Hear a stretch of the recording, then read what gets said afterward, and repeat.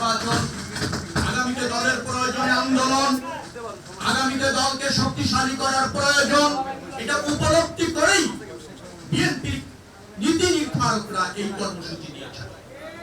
নতুন সদস্য সংগ্রহের ক্ষেত্রে আমরা যারা ফ্যাসিবাদী রাজনীতির সাথে যুক্ত ছিল, যারা ফ্যাসিবাদীর দোসর ছিল, যারা ফ্যাসিবাদী শক্তির সুবিধা গ্রহণ করেছিল, গত 17 বছরে বিএনপি রাজনীতির সাথে যুক্ত ছিল না, তারা যাতে সদস্য হতে না পারে সে ব্যাপারে সজাগ থাকবে।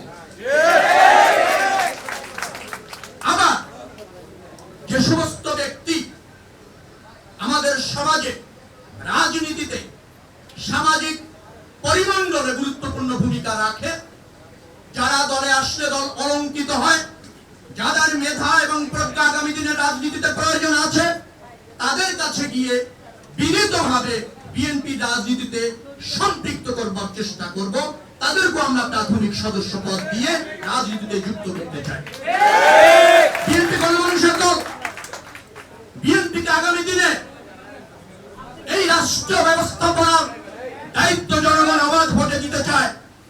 বিএনপির কমিটমেন্ট রয়েছে এই রাষ্ট্র বিনির্মাণে জনগণের প্রত্যাশা ধারণ করে আমাদের রাষ্ট্র ব্যবস্থাপনায় জনকল্যাণ নিশ্চিত করবার। সেই লক্ষ্যে সব শ্রেণী পেশার মানুষ, আমি আবারও বলছি, যারা শুধু ফ্যাসিবাদের দোষর নয়, যারা ফ্যাসিবাদীর সুবিধাভোগী নয়, তারা ছাড়া সবাইকে আমাদের দলে সম্পৃক্ত করতে হবে। এটাই হচ্ছে আমাদের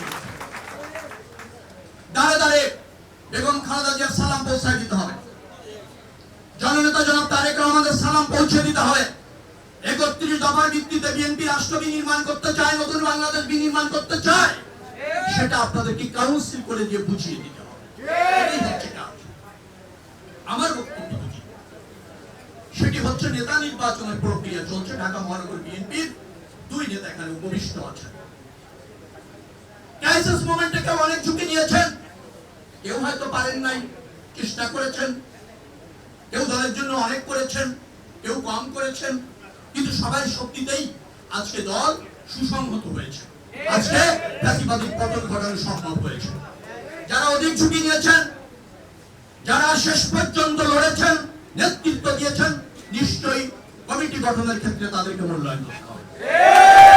যারা অপেক্ষাকৃত কম ভূমিকা রেখেছেন, নিশ্চয়ই তারাও কমিটিতে থাকবেন, কিন্তু যারা যোগ্যতার পরিচয় দিয়েছেন, যারা ফ্যাসিবাদের বিরুদ্ধে বলিষ্ঠ ভূমিকা রেখেছেন, তাদেরকে সুপারসিড করে নয়।